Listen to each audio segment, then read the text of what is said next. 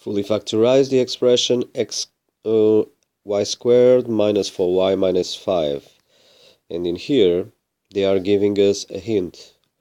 They are saying that one of the numbers is positive and the other is negative. So we want two numbers that they add to minus 4 and that they multiply to minus 5.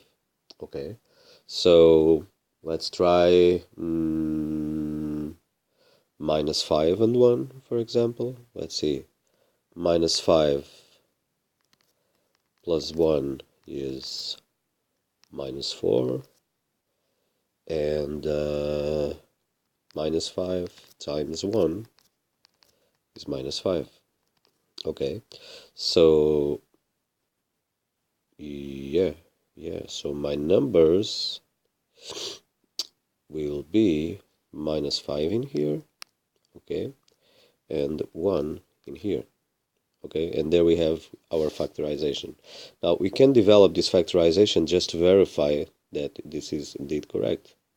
So y times y will be y squared, y times minus 5 will be minus 5y, 1 times y will be 1y, and 1 times minus 5 will be minus 5. So we have, in the end, y squared minus 4y minus 5, as expected.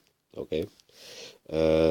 Next one, fully factorize the expression x squared plus 4x minus 32.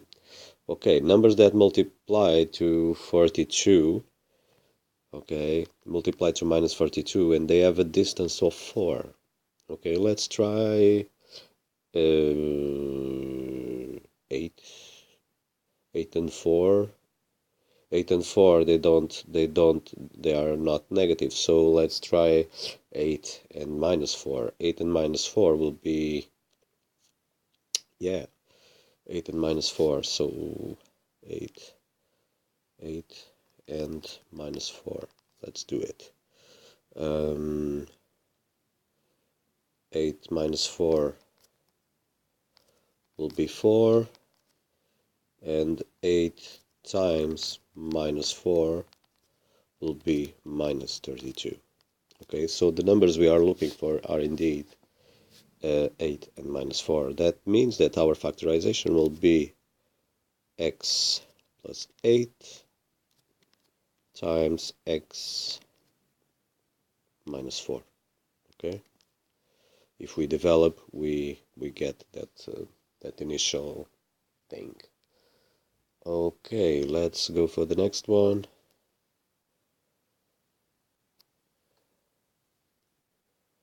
The equation x squared minus 9x plus 20 equals 0 is an example of a quadratic equation. Fully factorize the expression. Okay, let's do the same.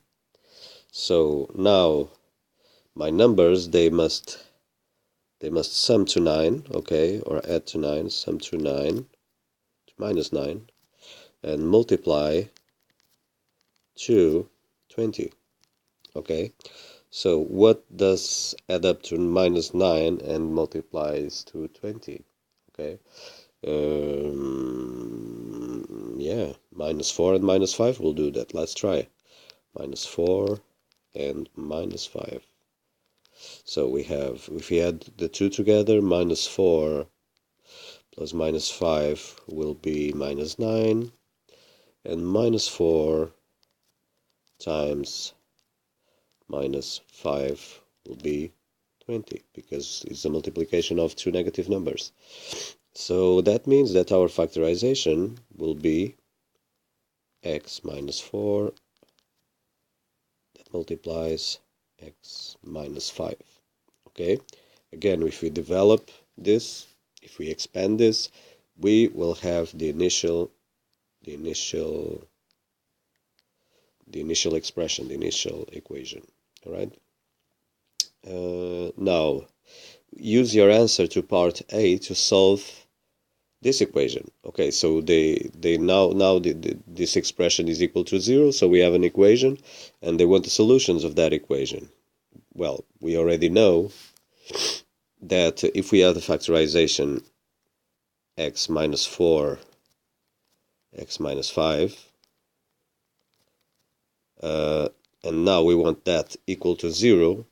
Well, for that to be 0, we need to have this first one 0 or the second one 0. Okay, so one of the factors must be 0. So we can write that. So we can write x minus 4 must be 0, or x minus 5 is 0. Okay, and for that, x must be equal to 4, or x is equal to 5. Okay, now we have those are the solutions of this exercise. It's very simple. Once you have the factorization, the numbers you want is always the opposite of the numbers you have. So if you have minus 4 to be 0, your x is 4. If you have minus 5 to be 5, your x to be 0, your x must be 5. Okay, so okay, our solutions are 4 and 5.